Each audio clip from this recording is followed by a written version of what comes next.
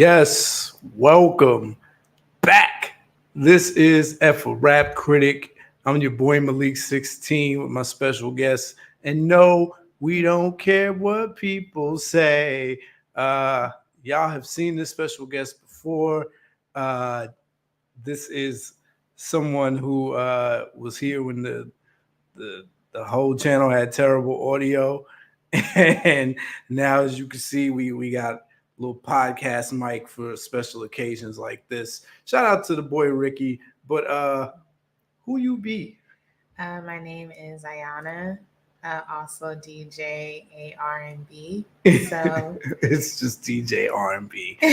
I'm trying this live thing again, uh, probably for the last time. But since it's one of the last times, I wanted to make sure it was special. So I got my special guest. You know, it's always a big deal when I have the guests in person with me.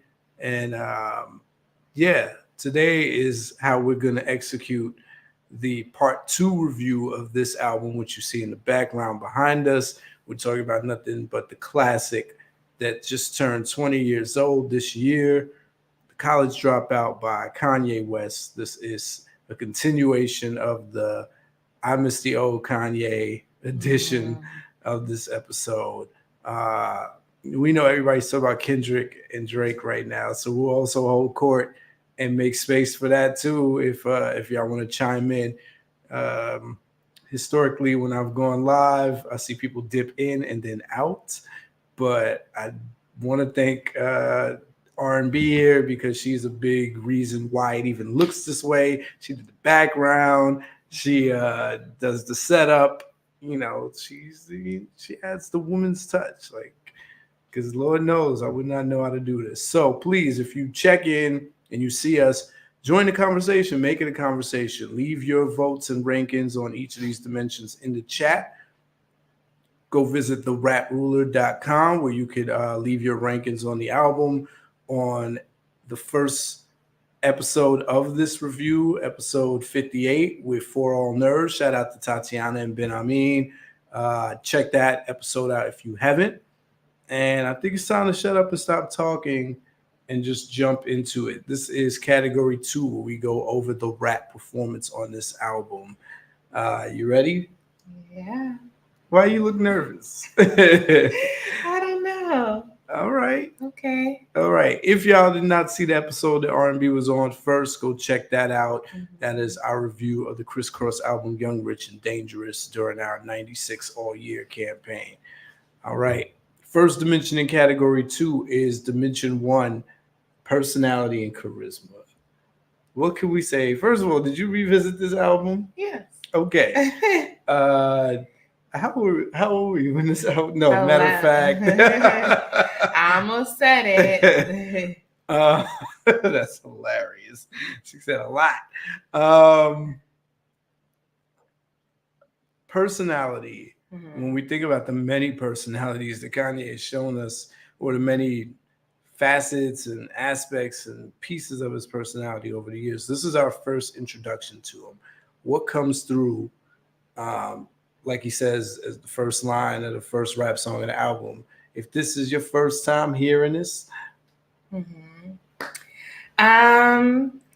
I definitely thought he stood out from the very beginning. I think Kanye West is a very confident artist, and that kind of is shown in his work, even through his raps. So confident where he's able to touch on topics and maybe other artists at that time or in that time period we're not touching on. And, you know, he's just very, what's the word I'm looking for? Very sure of himself and his skills. So I think he had a lot of personality, a lot of charisma throughout the album. And I think it showed. One thing I had said in the episode with Tatiana and Ben Amin is that most artists, when we listen to them, I feel comfortable calling Kanye an artist. When we listen to them and they come off as arrogant, it's usually off-putting. It's like it pushes people away, it splits your audience. But I think Kanye was able to pull it off on his first album, and probably most of his albums until he did wind up splitting his audience. But here and us getting to know him because it seemed like justified arrogance. I think when people understand your story, then it's less like, who does he think he is? Because he's sharing in the grind. He's telling you, this is how I came up. Uh, he's being vulnerable with you. He's telling you he's self conscious, right? He's telling you, the complexities of being this kid from Chicago who's not trying to do this and that. So, yeah, it's a skill. It's you can call it luck, but I do think he made an art out of making cockiness draw you in and be compelling. Yeah, he turned cockiness charismatic. So absolutely. And he did have something to prove, not just to his peers, but I'm sure pressure from label. How is this going to sell? Because they're thinking about it from, financial aspect. At that time, what was selling looked completely different than what he was trying to sell. So he kind of had to come in there with that like confidence and charisma and personality. Otherwise, I think it would have got lost. Also, he's creating a lane, so that would be different from what other people look at brag rap as. Like, I think Mos Def was very confident on his introduction, but not cocky. So this is how Kanye is separating himself from the backpackers while also giving the backpackers what they want with, consciousness and an appreciation for topics and things. So, I mean, it's really interesting, but it's the cockiness that puts him in the same lane with the swagger rappers. Absolutely. Right. So justified confidence with hints of vulnerability that lets you in on that justification. It's like, hey, this is why. So what are you giving this on a scale from 1 to 5 heartbeats on how much personality and charisma he's giving us? I'm going to say a solid 4. 4. Yeah. Cool. I think, I'm going to jump in. Am I going to jump in? Yeah, you never jump in. Come on, jump in. I would give Kanye a 5 in personality and charisma. Okay. He really drew people in. And we'll talk more about it as we go through, but I'm surprised at how widespread his effect on this album was. Yeah. So, okay, that takes us to dimension 2, the suspension of disbelief versus the believability. How much does Kanye make us believe him on this album? Okay, so there's rapper exaggeration. When you listen to Through the Wire, right? And it's that part where he's talking about, man, you realize I'll never be able to catch another plane on time again. I already walk around with all this jewelry on. Now I got a metal plate in my chin, and I'm like, okay, that's a not so humble brag, right? You get moments like that. A lot of references. Probably, I don't know how much he does this on other albums because he's so like sex obsessed, but like he makes a couple references to his junk, right? He's like, I always had a PhD, a pretty, right? Or they say I'm big headed. Would you stop talking about how my, cool. Like it's regular rapper exaggeration, braggadocio. But ironically enough, as I mentioned, Through the Wire is a song where he's bragging about jewelry. The whole song is him letting you into a very vulnerable moment of near death. And it's like, who's gonna question that? Like, who is questioning? He's detailing it out. He's letting you know, like, hey, I look like Tom Cruise in Vanilla Sky. My face was swollen. I gotta drink a Boost for Inshore. No, Boost for breakfast and Inshore for dessert.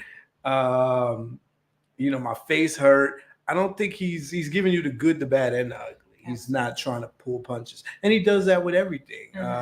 He's telling you how he got rejected, how he got downplayed throughout his time, even before his career. He's telling you about his day job on Spaceship.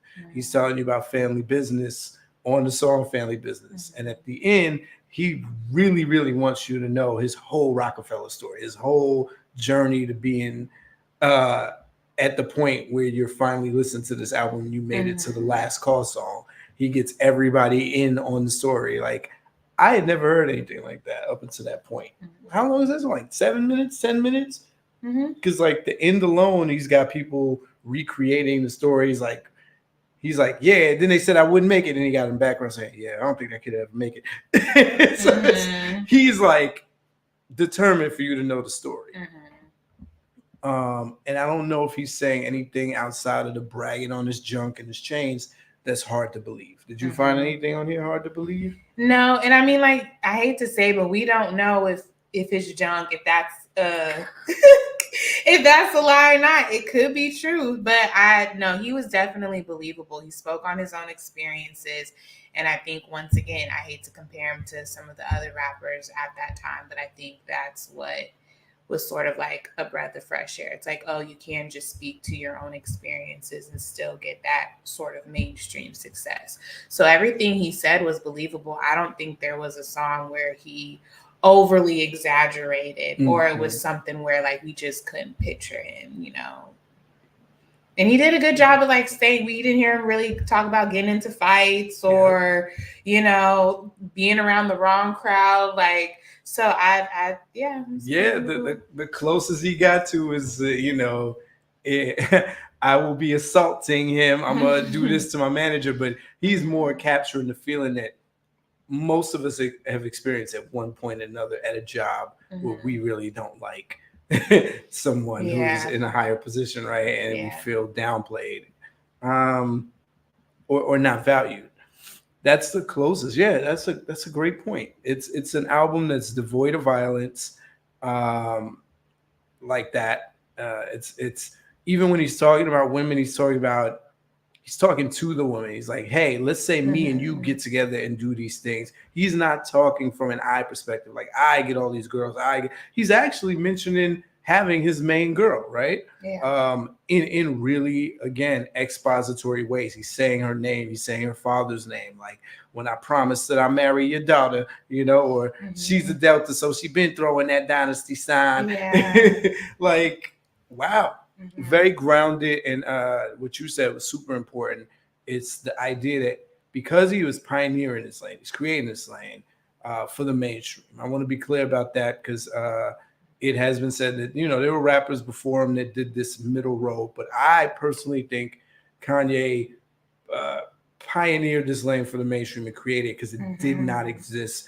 This balance of material fly, but also underground sentiment and consciousness sprinkled throughout without feeling. His consciousness didn't feel preachy. Right. His underground didn't feel, you know, like abstract.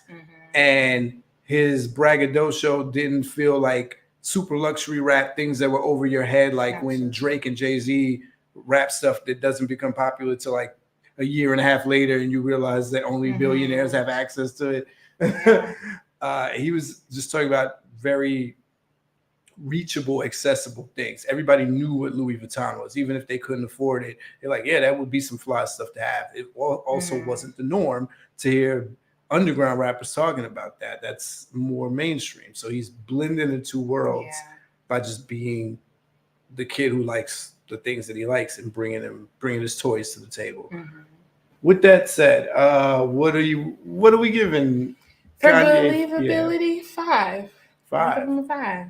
Yeah, I think I'd agree with that. I think I'd go 5 too. 2, 5. Yeah, that's big. That's wild. But one thing, you know, about this album in particular, if you can't say nothing else, is like he did a good job of making us believe it. I believe that he was, you know, making 5 beats a day for 3 summers, you know, locked in a room.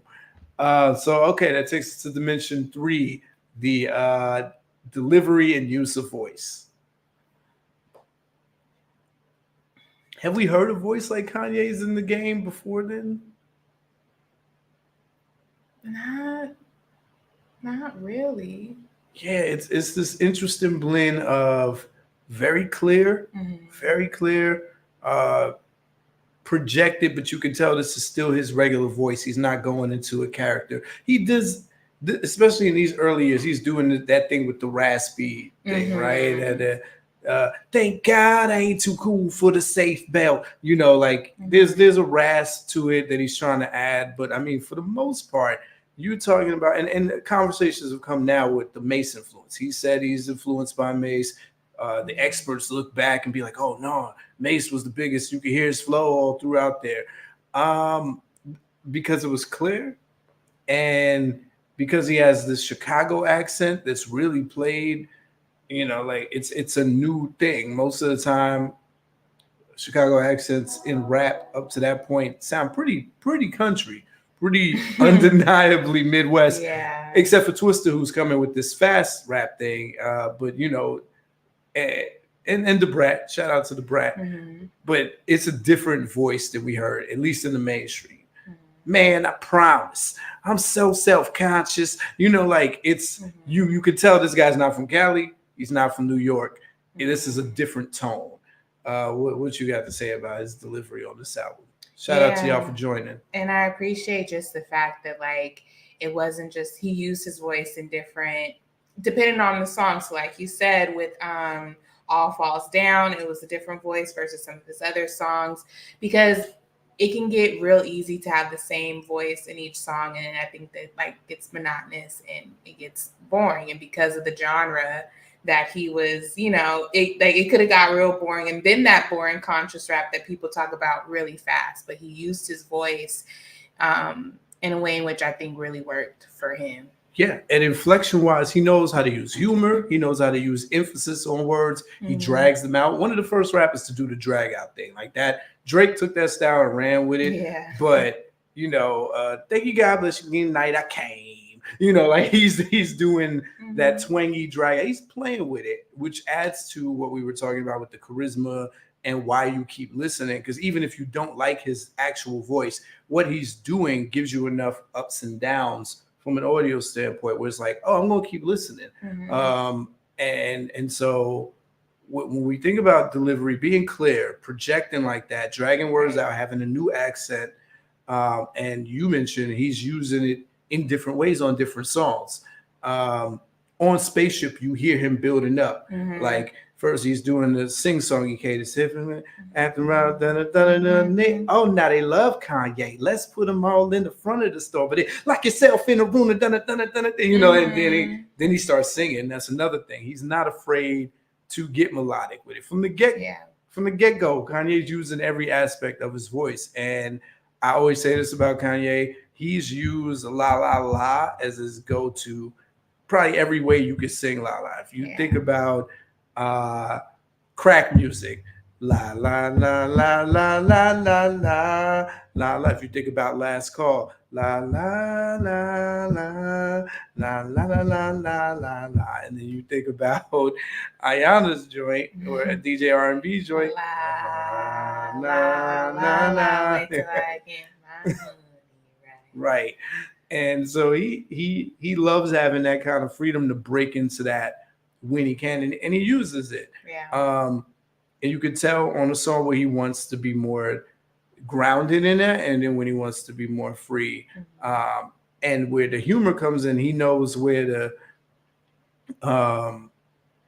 build that up and not. So on We Don't Care, it's more of a funny song, like we ain't gonna think, we know down name, right? But you listen to a song like Never Let Me Down, he doesn't go into those modes. It's straight narrative.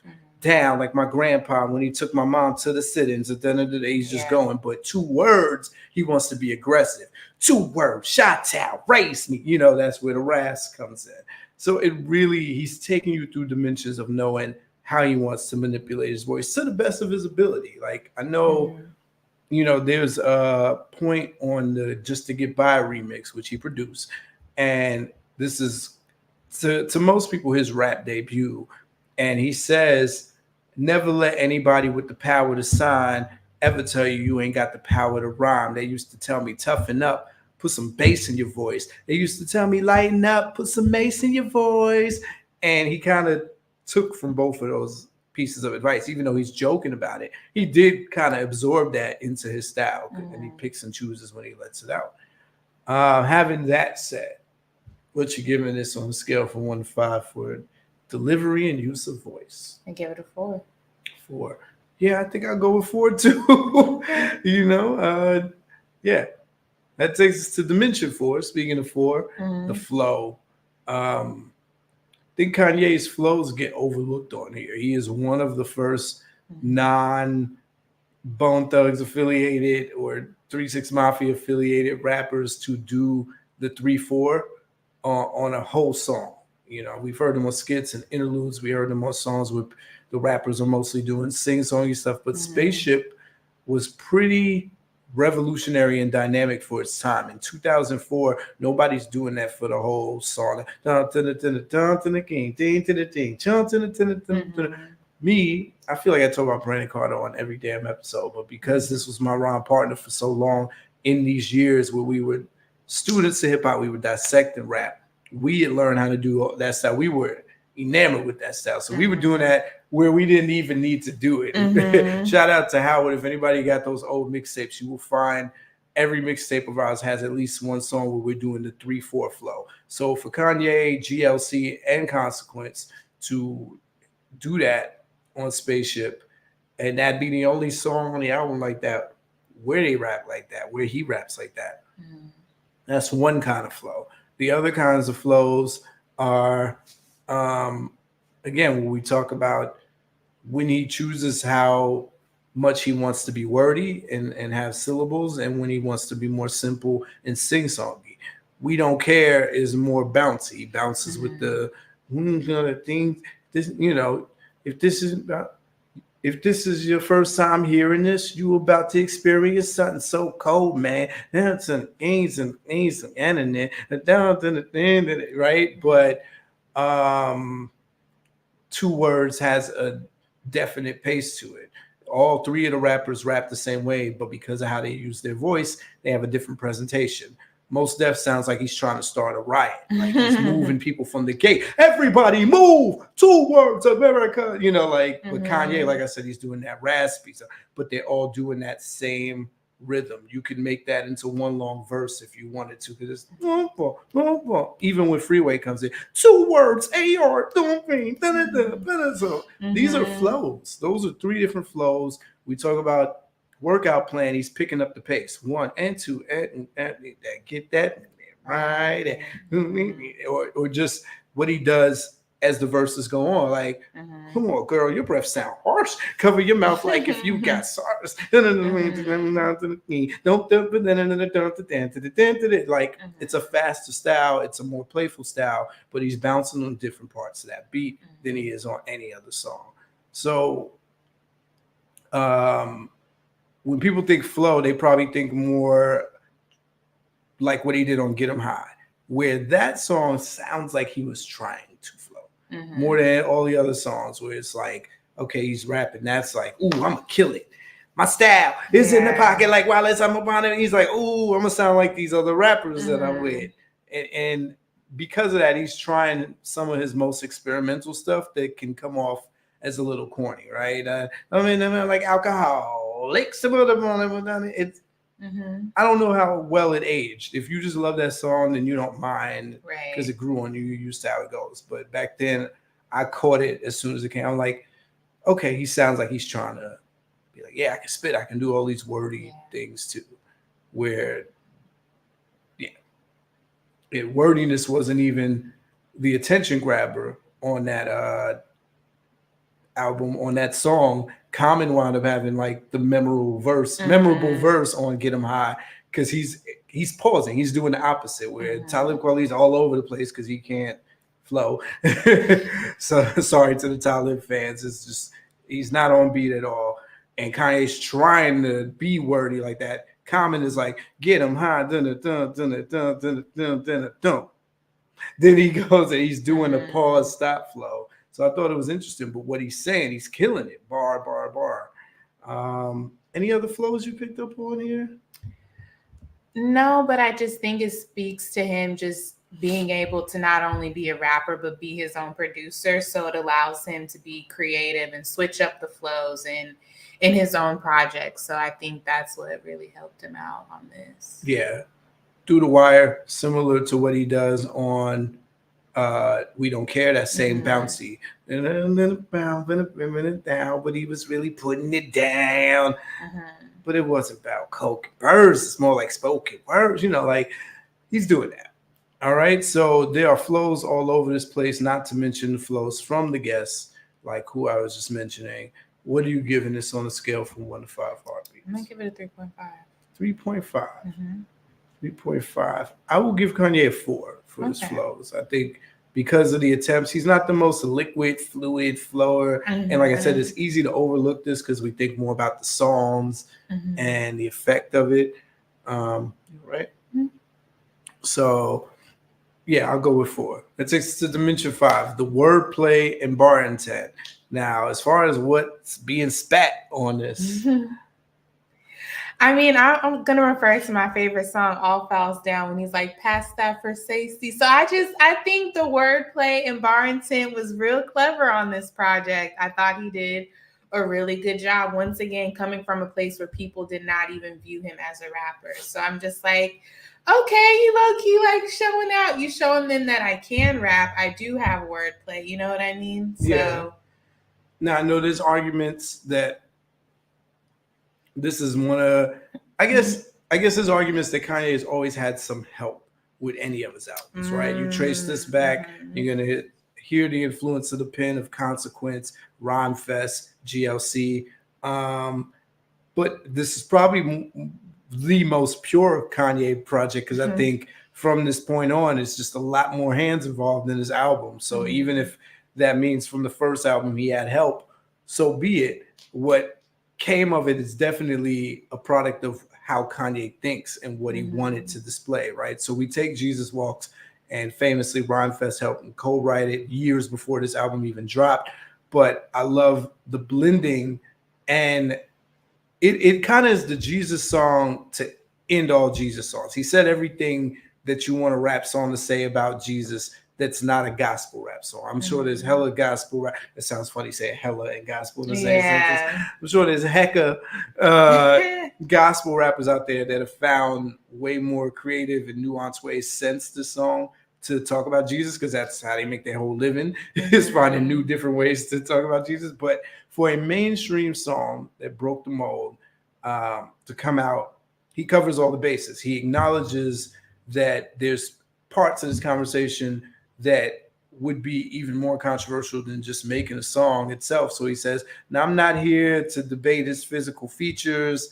And what did he say? I'm not here to debate his facial features. But the way anyway, he acknowledges that he can go deeper if he wanted to, but it would be super controversial.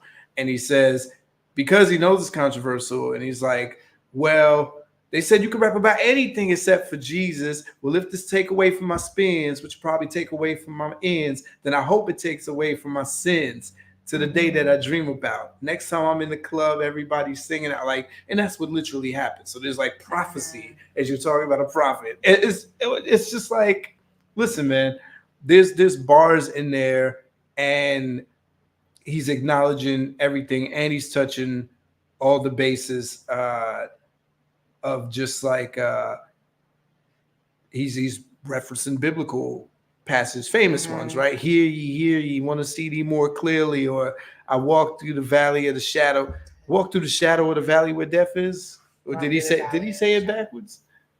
I'm trying to think. I think he said it right. I walk through the valley where the shadow of death is. Yeah, okay. So this cleverness throughout the weaving of that song. He thought about this workout plan. He's very intentional with the humor. You know, don't drop the bun, disrespect your seed, like and just even the I came, like some of the lines, even the Versace thing, they're corny if any other rapper tried to pull it off, but because he's such a new voice to the game, you pass it. And because I think another thing to say is Kanye, for every line like that was kind of like a reach, like when he did the bounce like hydraulics, he says something dope after it. So Versace on that song, he also says couldn't afford uh couldn't afford a car, so she named her daughter Alexis. Nice little tongue-in-cheek, witty puns and stuff in there.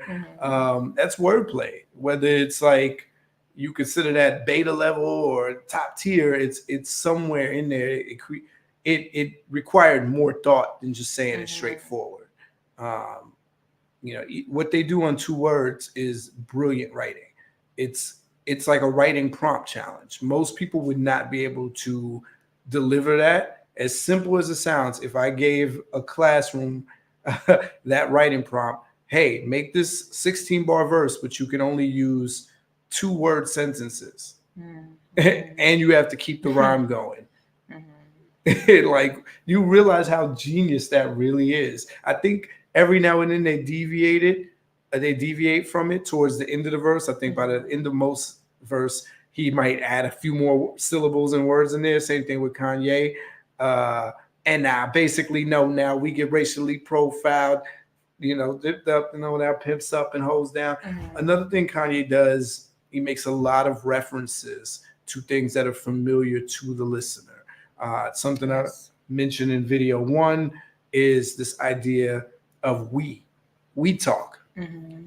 Not a lot of rappers were doing that at the time, so he didn't invent it, but he brought that to the forefront, and he does that as much as he does I talk. So it also helps balance the cockiness, because he speaks for the people, as Tatiana said.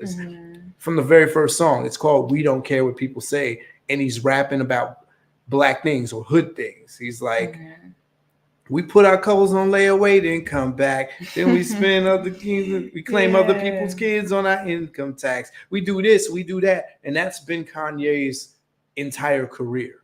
It's when he's gone too far from that where people are like, I don't know. But for the most part, he does a lot of we, even when he's talking about he. When you think about Good Life, he's mentioning stuff that black people know. I give him them salty looks, Lowry's, Exactly. He's really good at that. It is a skill. It's the difference between a comedian who sounds like they're trying and a comedian that reminds you of your cousin, but he just is super funny or they're super funny. So all those devices in the arsenal, you don't really have to be this like simile, metaphor, barred up rapper, but he does even have that, right? Now my buzz bigger than insects in Texas. It's funny how no one interested for the night I almost died, till the night I almost got killed in Lexus. Like, it's just, there's wordplay. Yeah. What you giving it on a scale from 1 to 5? I'm gonna give it a 3.5. 3.5. That's kind of pedestrian. I'm going to give him 4 because him and the guest, I'm going to tip it in the advantage. Because Common really killed it. Common was coming back and he had something to prove. He's like, I can rap. And it was right in the middle. Common has this habit of when he wants to come back and prove that he still spits, if he's done like a real soft movie role or something, or his last single was like a really soft girl song, he like wants to like overdo it. He's using the F word and stuff. So it was right in the middle, like in every line. He didn't waste the line. Let me know if y'all think Common had the best verse on Get 'Em High. Y'all can drop that in the comments. But yeah, I'm going to go ahead and give him a 4 for this album for the wordplay and bar intent. Takes us to Dimension 6, the overall quotability, punchlines of poetic wisdom. Do we get that on this album?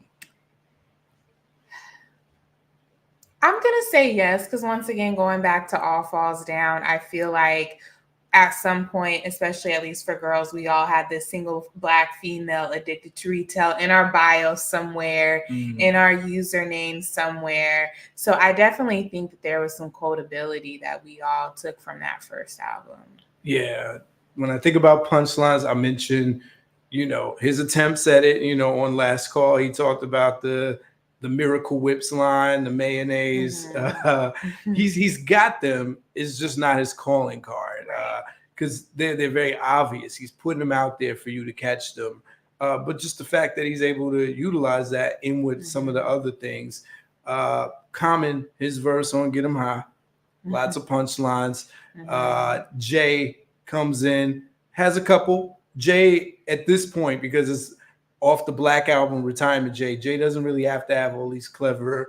He can just speak truths about his career, and it's just like gospel, and people are like, oh, he's like, yeah, you know, I seen him repoed and resold, I seen careers go. Or he could just say something that for another rapper wouldn't have been that phenomenal, where he said, Hove's a living legend, and you want to know why? Niggas want to be Hove, and Hove's still alive.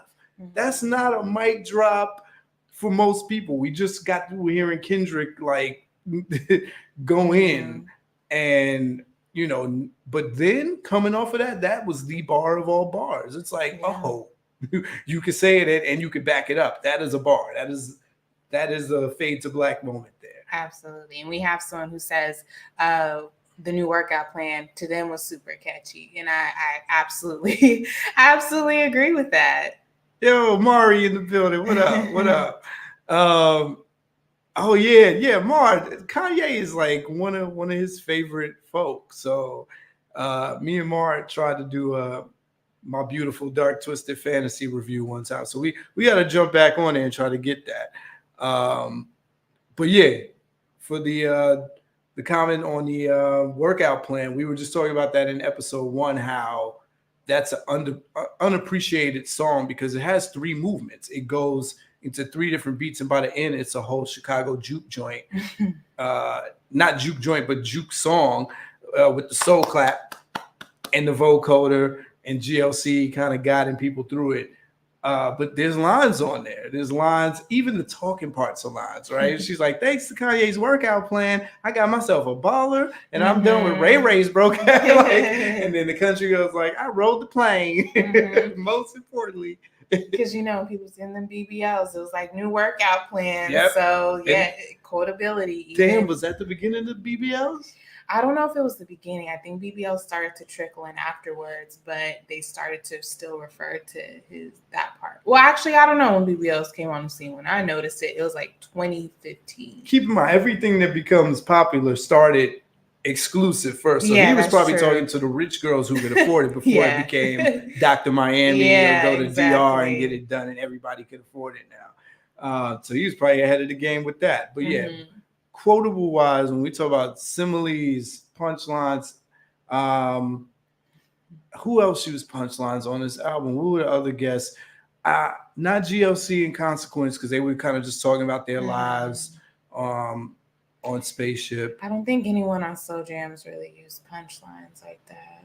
No, but what Twista did was he used the same thing Jamie Foxx did for the hook, Twista did in his rap verse. And I should have mentioned this on the wordplay section because he's saying, with my earth and the wind smoking fire, let me get your sheets wet, listening to Keep Sweat, put you in the days of May, so filling you with every temptation. Like he's blending all these some lines are just straightforward. He's saying we're listening to Jodeci, but in other lines, he's using the group's name to complete the sentence. And I thought that was really clever.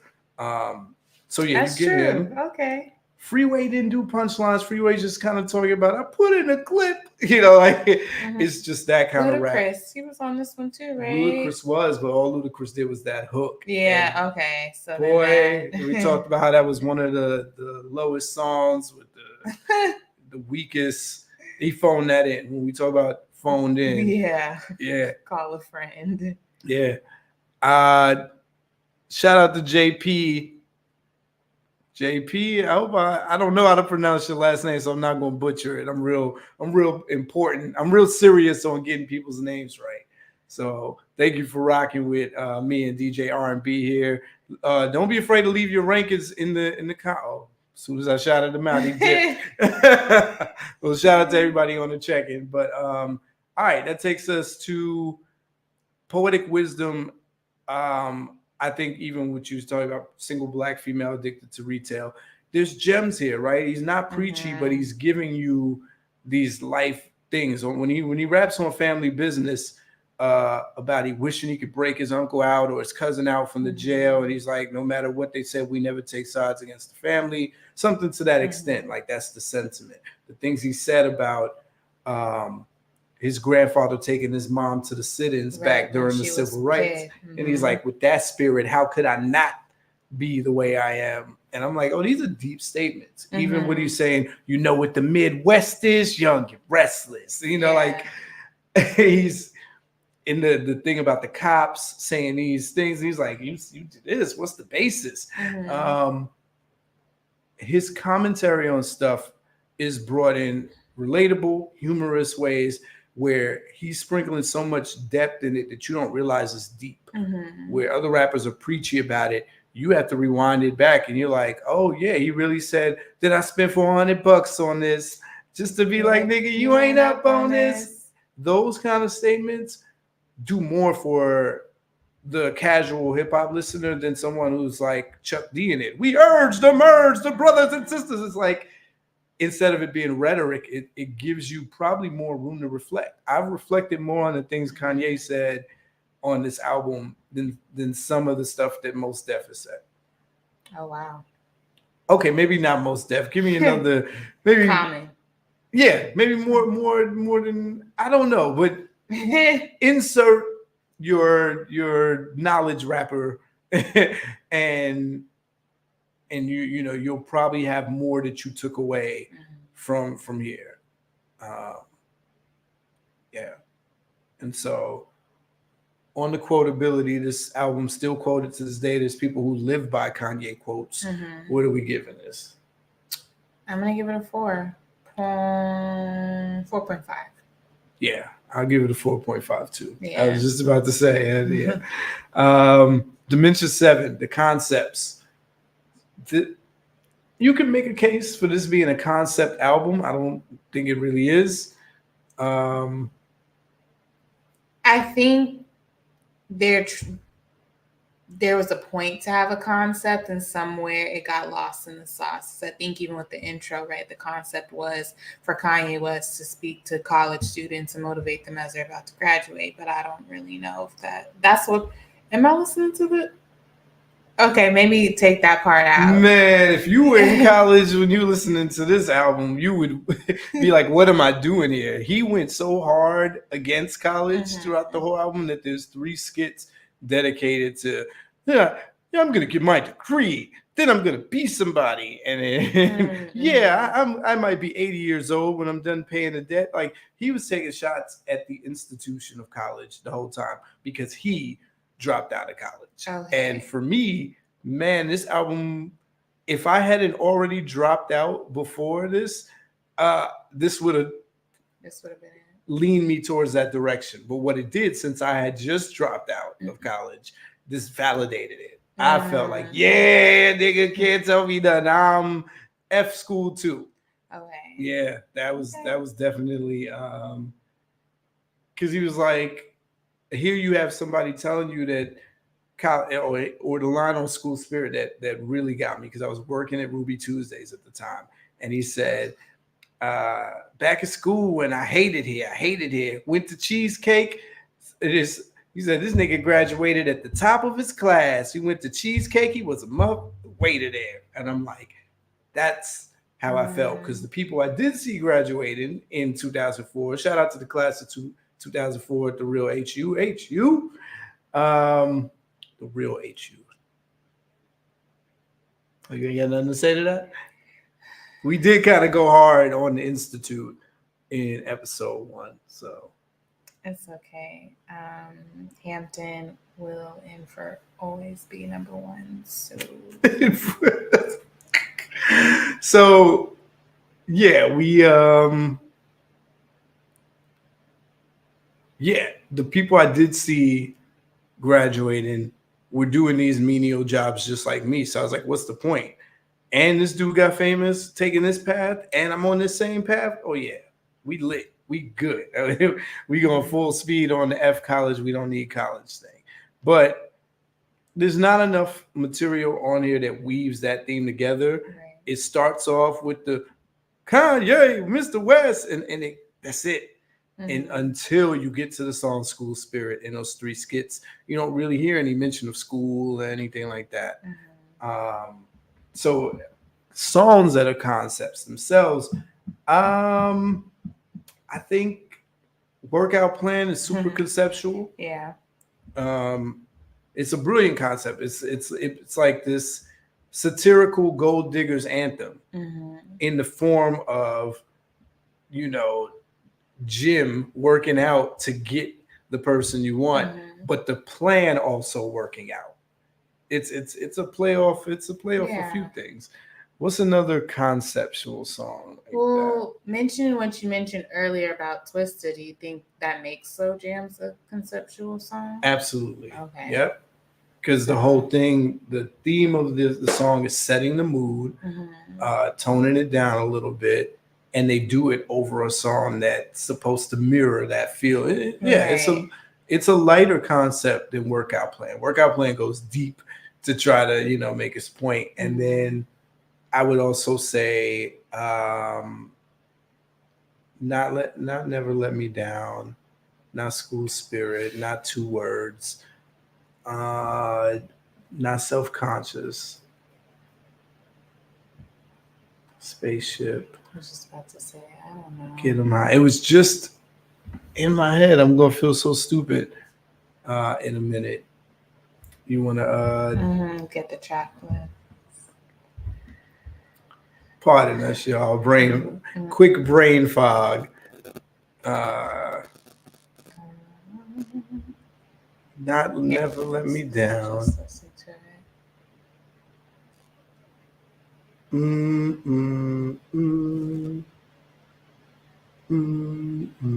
Through the Wire. Through the Wire. Okay. Yeah. I mean, he's we should have had that one. Yeah. Brain fog. Okay. So yeah, that's more than enough conceptual material because most classic rap albums usually just have one. What are we giving this for concepts? I'll give it a 3.5. Okay. I will give it a 4. And with that, we go to the content dimensions. Externalized content. How much is Kanye talking about society? Things around. Every song. Look, every song. Literally every song he's talking about racism, religion, materialism. I maybe not. Okay, I said racism, but let me take that back. I mean, he does touch on it, but I wouldn't say every song, right? I think there's like 2 songs on here where he's just brag rapping. Get 'Em High is just rap. There's another song, but my mind is slipping. Breathe In, Breathe Out. It's just rap. Okay, yeah. But School Spirit, he's talking about school and the experience there. But he's doing it in a humorous, satirical way. Workout Plan, we said that's a humorous, satirical take on Gold Diggers, where he's kind of encouraging them and making fun of them at the same time. Slow Jams is about, getting with women. We Don't Care is the statement on hood life and hood aspiration. Self-Conscious or All Falls Down. What is the official name of that song? Is it All Falls Down? Mm-hmm. It's about just like that, vanity, prioritizing wrong, wanting to keep up with the Joneses. Exactly. Spaceship is about the grind and the story. But that's more, I guess that would go more to Dimension 9, the internalized content. How much of Kanye's personal autobiographical material is he giving you? So most of the album is, like you said, talking about societal things. The other half of the album, or not, how would I split this? It's 90 and 90. If we said there's only like 2 songs where he's just kind of brag rapping, breathe in, breathe out, and Get 'Em High, then 45% talking about society, the other 45% talking about his life. So absolutely. We Don't Care, All Falls Down, Jesus Walks, and Slow Jams and School Spirit kind of statements on external things. Spaceship is his story about his grind and struggle. Consequence and GLC, their story about their grind and struggle. Last Call, same thing. He's telling the story of him getting on and him being doubted. Those are I songs. Never Let Me Down and Family Business, those are still kind of personal. You're learning about Kanye's life, and then am I missing anything? Through the Wire once again. Through the Wire once again about him and his near-death experience. So you get plenty of content. What we giving this on a scale from 1 to 5 for external and for internal? External, I'm gonna give it a 4.5. Internal, I'm gonna give it a 4.5 too. Okay. Takes us to the final dimension, dimension 10, storytelling. You say every good classic needs a good story. Mm-hmm. Do we get good stories on this album? We definitely get some good stories on this album. So, what's a good story? What's the story on this album? I think Through the Wire, because that was my introduction to Kanye West. I remember seeing the video. You know, I was a kid when this album came out, and like mouth just dropped. And when I got older, though, I could appreciate the story behind it and the story he was telling. Whose mouth just dropped? His or yours? Well, mine did because of I was like, man, this dude got in a car accident, a fatal car accident. His mouth was wired shut, but he still had that like grind. Like, that's not gonna stop me. I'm gonna be in here recording. So I think Through the Wire was like my introduction to storytelling on this album. Yeah, the storytelling's there. That's definitely probably your best example of storytelling as an entire song. And then the rest of the album has elements of storytelling. Here and there. Mm-hmm. Again, Last Call, the whole ending is the narration, retelling of a story, but that's not really in rap form. Mm-hmm. Okay. What are we giving this for storytelling with that said? I'm going to give it a 3. A 3. Okay. Mm-hmm. Because like you said, there wasn't a whole lot of songs or storytelling from beginning to end. It had elements of it. So yeah. Spaceship, there's storytelling. So because of that, I'll give him a 3.5. Because he really made me picture that folding clothes in the Gap experience. Yeah. And another experience I can relate to. So okay. With that, y'all know what to do. We're trying something new here. Mm-hmm. Shout out to all the people who checked in like 1 second at a time. Make sure you go to theraproller.com where you can leave your rankings on this album or any of the albums that we've covered on this channel and vote on it and let's keep building this global hip hop community. This is the last damn live that I'm ever gonna do. Unless this was cool. I mean, it would just imagine if we keep doing it, it's gonna build up. Y'all tell him this should not be his last live. He's doing it at like 12 o'clock East Coast time. So shout out to the few of you who are on the check-in. Shout out to Amari. He makes the beats for the channels. Produced by Fritz. And there's more to come. Thank you, R&B, for encouraging me to do this. And y'all know what it is. Till next time. F a rap critic. Word to Matt. No. I know it, but like because I'm on camera, I got nervous. So all right. So till next time, F a rap critic. They talk about it while I live it. Word to Matt. Peace.